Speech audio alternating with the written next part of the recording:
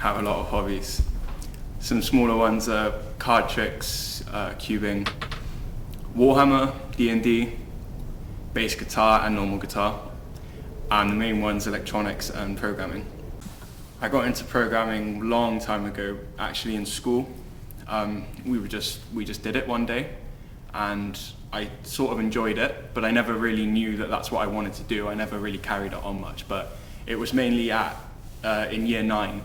I had a teacher who noticed I was pretty good at it, and he always pushed me to do more and actually made me teach in front of the class one day and pushed me to do it as an option for my GCSE.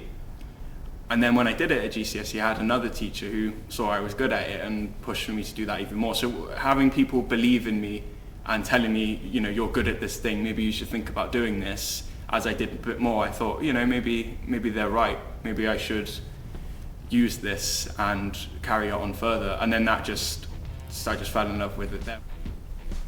I'm Mike, and I'm the 21st Century Spartan. I'd always been into some form of fitness training. Even when I was overweight and had a weight problem. And I guess just one day I decided I had enough of being tired of the way I looked, not happy with the way I looked in the mirror and things like that. So, I started training, and I guess the boxing came naturally because I'd already been pushing myself, I'd already been passionate, I'd already was willing to do what it took to get to where I wanted to be. So I thought boxing was a natural extension of that. Getting into that, I had the power to push through up hills and in the rain getting beaten down and things like that. So I guess that's what attracted me to it. And I just wanted to take it all the way, get into the ring and see what I could do, see what I could prove. So this was a charity event.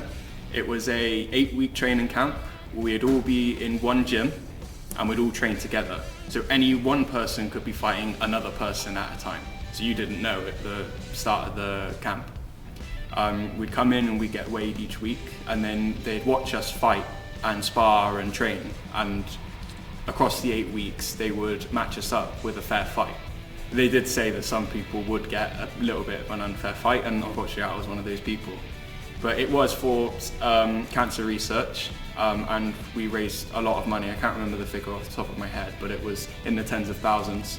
And we'd all have to set up a sponsorship so people could donate us money, and then we'd give it to the charity. So though I saw it as a way into boxing, I guess a lot of good came from it. Even through win, through lose, we all won because we all raised money that day. The fight was hard. I was put up against someone who was 30 years old and 10 more years experience in boxing than I did. He had the proper shorts and everything. He was nervous coming out. We were speaking a little bit beforehand, and I wasn't too nervous, I'll admit. But he was a tough fighter.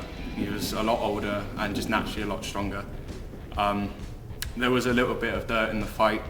We kept getting hit in the back of the head, and the ref would make me take breaks and let him recover, which I was a little bit upset about. But at the end of the day, the result's done. I won't lie. Going home that night, knowing all those months that I'd put into it, I felt that I'd let everyone down, all my friends and that, but I realised now that maybe that night I needed to lose because it sparked a new love for AI and caused me to find the job that I'm in now and my placement. And I think if I'd have won that night, I might have taken the boxing a little bit too far. And maybe in hindsight, it's not what I was made for, but I'm glad I did it. And I'm not saying that I've hung up the gloves forever.